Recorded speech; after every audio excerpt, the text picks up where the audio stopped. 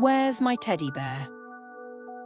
In a little yellow house at the edge of the woods where the wind whispered through the trees and the stars blinked softly in the sky, a small girl named Lulu was getting ready for bed. Her pajamas were soft, her nightlight was glowing, and her bedtime book was waiting. But something was missing. Lulu sat up in bed, looked around, and whispered, "Where's my teddy bear?" She rubbed her sleepy eyes and looked under her pillow. Just a corner of her blanket. She checked the foot of the bed, just her bunny slippers, floppy and waiting. She even peeked under the covers, but all she found was a wrinkle and a crayon. Teddy was gone, and Teddy never missed bedtime. Lulu slid out of bed with a gentle thump and tiptoed across her room. She checked the windowsill where Teddy sometimes watched the moon.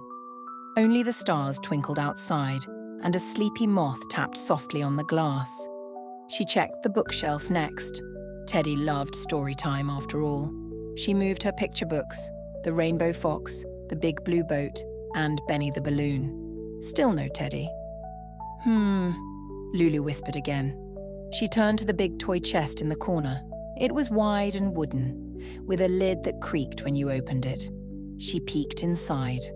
Blocks, toy train tracks, a small drum, even a hat from last Halloween.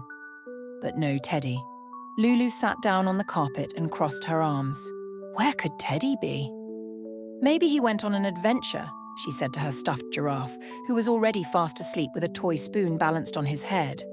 Then she heard it. A tiny sound. Sniffle. Not loud, not scary, just soft, like a little yawn with a sneeze. She turned her head toward the window curtain. Something brown and fuzzy was peeking out. A paw. Then an ear.